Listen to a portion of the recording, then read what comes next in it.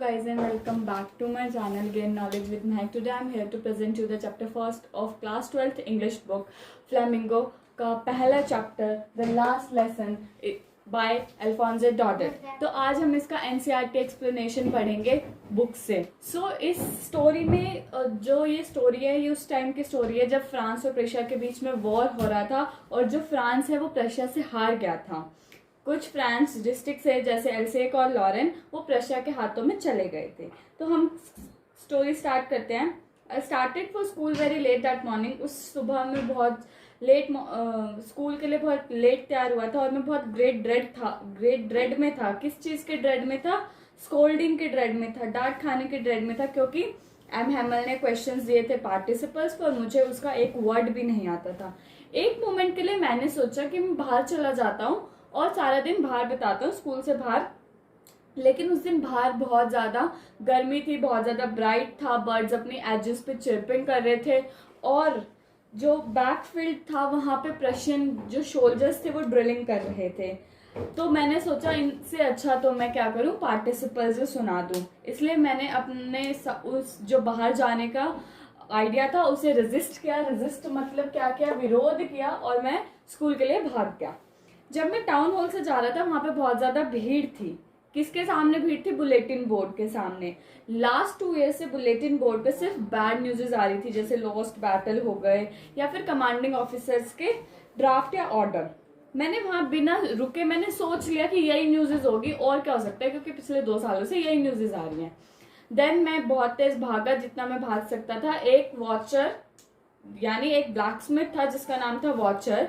वो वहां पे अपने अप्रेंटिसेस के साथ बुलेटिन को रीड कर रहा था. उसने मुझे बोला, डोंट गो सो फास्ट बब, you have get plenty of time, कि तुम इतनी जल्दी मत जाओ, तुम्हारे पास बहुत ज्यादा टाइम है. आई थॉट, मैंने अपने आप में सोचा कि वो ना मेरा मजाक कर रहा होगा. और मैं एम हैमिल्स के लिटिल स्कूल शुरू होता है तो ग्रेट बसल होती है. बसल का मतलब बहुत हलचल होती है. जो स्कूल में जो स्ट्रीट तक उसकी आवाज सुनाई देती है कि यहाँ पे पास में स्कूल है, हम कहीं से गुजर रहे होते हो और पास में स्कूल हो तो गली में आवाज सुनाई दे जाती है, अच्छा यहाँ पे स्कूल है. Opening of closes of desk को हिलाना, लेसन्स को रिपीट करना बहुत तेज से, और टीचर का रूलर रैप करना. बार बार टीचर बच्चे आवाज करते हैं तो टीचर रैप करती है ना रूलर वो. बट उस दिन बहुत सो स्टिल था. मैं अपने कमोशंस भी काउंट कर पा रहा था. जब मैं टाउन हॉल से अपने क्लासरूम तक गया तो मैं अपने कमोशंस भी काउंट कर पा रहा था बिना देखे. दैट एवरीथिंग वो उस दिन as quiet as Sunday morning था, जितनी संडे मॉर्निंग क्वाइट होती है उतना. Through the window I saw my classmates. Window से मैंने अपने क्लासमेट्स को देखा, वो अपनी प्लेसेस पे थे. एम हैमल टेरिबल रूलर को अपने आर्म में लिए हुए इधर उधर घूम रहे थे. मैंने डोर ओपन किया, सबके सामने जाकर खड़ा हो गया. उस दिन मैं बहुत ज़्यादा डरा हुआ था कि मैं लेट था स्कूल में, पार्टिसिपल्स भी मुझे नहीं आते थे, बहुत ज़्यादा मैं फ्राइटेंड था.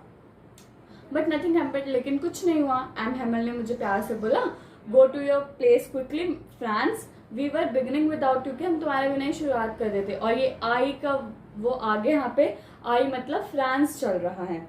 आई जम्प्ड ओवर द बेंच, मैं बेंच पे जंप करके गया और अपनी डेस्क पे बैठ गया.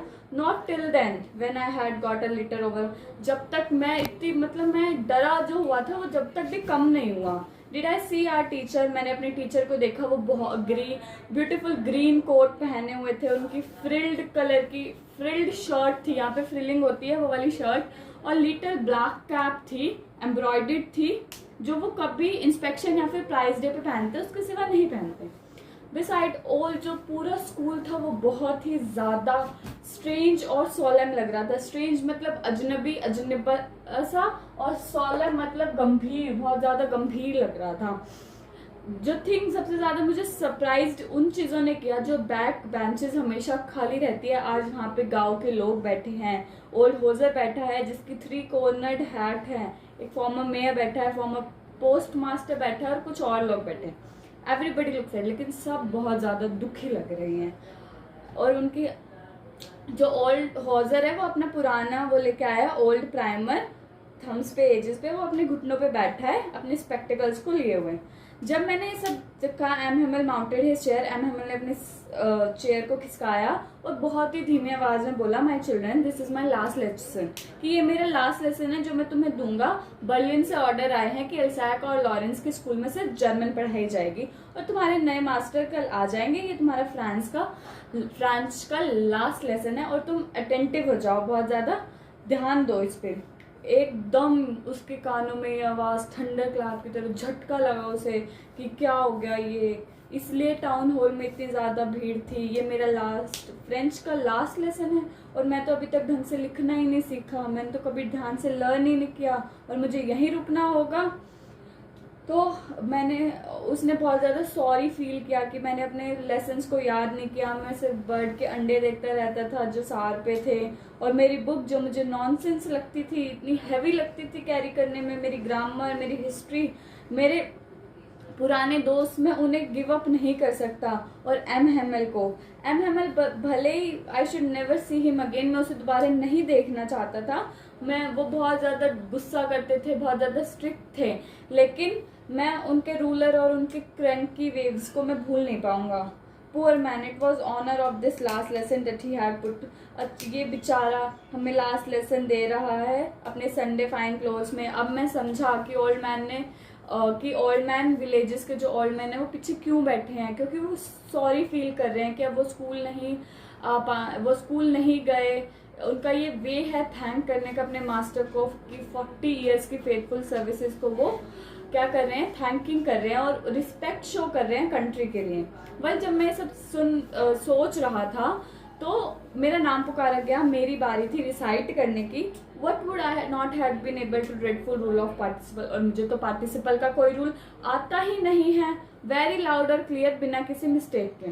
बट मैं पहले वर्ड में बहुत मिक्सअप हो गया, स्टूड रहा, मेरी हार्ट बीटिंग बहुत तेज चल रही थी और मेरे अंदर इतनी वो नहीं थी कि मैं ऊपर देख सकूं, मैं नीचे खड़ा। I heard M Hamel say to me, I want call you little friends, कि मैं तुम्हें डांटूंगा नहीं लिटिल फ्रेंड्स, तुम इतना बुरा फील मत करो। See how it is every day we had sir, हम हर रोज अपने आप से कहते हैं हमारे पास बहुत टाइम है, हम आज नहीं ये चैप्टर कल करेंगे, आज नहीं चैप्टर कल करेंगे, लेकिन हमारे पास इतना भी टाइम नहीं होता। कभी ऐसा हो जाता है कि हमारे पास टाइम ही नहीं रहता। ठीक है, अब this fellow have right to say how it is French, कि तुम फ्रेंच मैन नहीं रहोगे, ना तुम उसे बोल पाओगे, ना तुम उसे लिख पाओगे, but you are not worst, कि तुम इतने वर्स्ट नहीं हो। Poor little Franz, we all are great deal, कि हम इससे डील करेंगे। Your parents are not anxious, तुम्हारे पेरेंट्स एंशियस मतलब चिंतित, उस टाइम पे तुम्हारे पेरेंट्स पे चिंतित नहीं थे, वो तुम्हें अपने फार्म में काम करने के लिए भेज देते थे ताकि पैसा आए। और मैं खुद को भी ब्लेम करता हूँ, एम हेमल कहते हैं मैं खुद को भी ब्लेम करता हूँ कि मैं भी तुम्हें अपने वाटर्स में पानी डालने भेज देता था, जब मैं फिशिंग के लिए जाता था उस दिन छुट्टी ले लेता था, कि मुझे ऐसा नहीं करना चाहिए था। देन एक थिंग से अनदर हुई। एम हेमल फ्रेंच के बारे में बात ही कर रहे थे कि ये बहुत अच्छी लैंग्वेज है, बहुत क्लियर है, बहुत लॉजिकल है, ये हमें गार्ड करती है। जब हम किसी के गुलाम बन जाते हैं तो हमारी लैंग्वेज जो होती है जो हमें फ्रीडम दिलाती है, प्रिजन की होती है। उन्होंने ग्रामर ओपन किया, लेसन्स रीड। अब कि मैं बहुत सरप्राइज था उस दिन कि मैं सब कुछ इतने अच्छे से समझ में आ रहा था, एंड ऑल्सो सब कुछ ऐसा लग रहा था बहुत ईजी है, बहुत ईजी। आई थिंक कि मैंने कभी ध्यान से सुना ही नहीं, अगर मैं ध्यान से सुनता तो आज मुझे भी अच्छे से समझ में आती। इतने पेशेंस है, और ना ही एम हेमल ने इतने पेशेंस से आज तक पढ़ाया जितने पेशेंस से वो आज पढ़ा रहे हैं। It seem almost poor man which की हमारे सामने से वो फ्रेंच आज के बाद एम हेमल नहीं पढ़ा पाएंगे। आफ्टर द ग्रामर बारी आती है राइटिंग की। एम हेमल हमारे लिए नई कॉपीज लाए थे जिसपे लिखा हुआ था फ्रांस एल्सेक। बहुत लिटिल फ्लोटिंग फ्लैग्स वहाँ पे हर जगह रूम में थे, हंग कर रहे थे। You ought to have see how everyone, की तुम देखते कि वो कैसा उस दिन कैसे पूरा सेटअप किया हुआ था, कितना दिन बहुत ज्यादा क्वाइट था, सब साउंड सिर्फ किस चीज की थी, हम पेन से लिख रहे थे तो स्क्रैचिंग की साउंड थी कि, और एक बीटल जो थी वो पूरे रूम में घूम रही थी और उस पर किसी का ध्यान नहीं दिया। Nobody have pay attention towards it. ठीक है, और फिर जब मैं लिख रहा था तो रूफ पे पिजन ना कूद कर रहे थे, वो अपनी लैंग्वेज में बातें कर रहे थे। मैंने अपने आप से सोचा क्या जर्मन वाले लोग इन्हें भी बोलेंगे कि तुम जर्मन में गाना गाओ? जब मैं ऊपर देखा तो आई सो एम हैमर सिटिंग मोशनलेस, वो अपनी चेयर पे मोशनलेस बैठे थे। वो अब एक के बाद एक चीज़ें सोच रहे थे, वो अपने माइंड को फिक्स कर रहे थे कि कैसे एवरीथिंग, एक छोटे से रूम में सब कुछ देख रहे थे कि 40 साल उन्होंने एक ही जगह पे, सेम प्लेस पे उन्होंने अपने 40 साल सर्विस दी है विद हिज ग्रेट। उनका गार्डन है विंडो के बाहर, क्लास है उनकी, डेस्क बेंचेस सब चेंज हो गए उनके। उन्होंने जो वॉलनट ट्रीज लगाए थे वो भी बड़े हो गए, लेकिन वो 40 ईयर से वहीं पे हैं।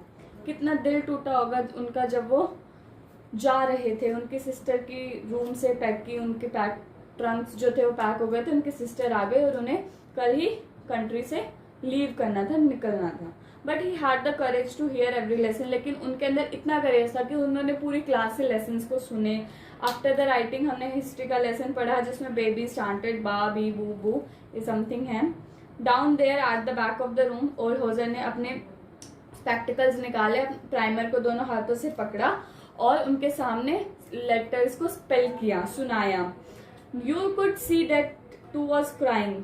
तुम वो था हॉजर, वो बिल्कुल रो रहा था, उसकी वॉइस ना तुतला रही थी ट्रेम्बल में, बहुत ज़्यादा फनी था उसे सुनना, इसलिए हंसी भी आ रही थी और रोना भी आ रहा था।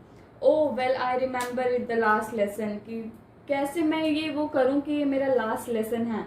एट ऑल वंस चर्च की जो क्लॉक थी वो 12 पे स्ट्रक हो गई, एंजेलस का टाइम हो गया। उसी समय प्रशियंस के जो सोल्जर्स वहाँ पे ड्रिलिंग से वापस आके ट्रम्पेट करने लग गए एम विंडोज़ के नीचे। एम हैमर बहुत बहुत ज़्यादा नर्वस हो गए थे, बहुत नाराज़ होके वो खड़े हुए अपनी चेयर से। और मैंने फ्रांस कह रहे कि मैं कभी उन्हें ध्यान से देखा ही नहीं कि वो इतने लंबे हैं। उन्होंने बोला माय फ्रेंड्स, एम हैमर ने कहा माय फ्रेंड्स, लेकिन कुछ उन्हें चौक करा था, वो अटक रहे थे, बोल नहीं पा रहे थे, इसलिए वो ब्लैक बोर्ड की तरफ मुड़े। उन्होंने एक पीस ऑफ चौक लिया और वहाँ पे लिखा वाइवा ला फ्रांस। वाइवा ला फ्रांस का मतलब है कि लॉन्ग लिव फ्रांस, कि फ्रांस जीता रहे। उन्होंने फिर वो चौक रखा, जेस्चर किया और बोला school is dismissed, you may go, कि स्कूल खत्म हो गया है, तुम जा सकते हो। तो दैट्स ऑल माय फ्रेंड्स, ये था मेरा लास्ट लेसन की एक्सप्लेनेशन। अगर आपको अच्छी लगी हो तो please don't forget to like, share and subscribe my channel.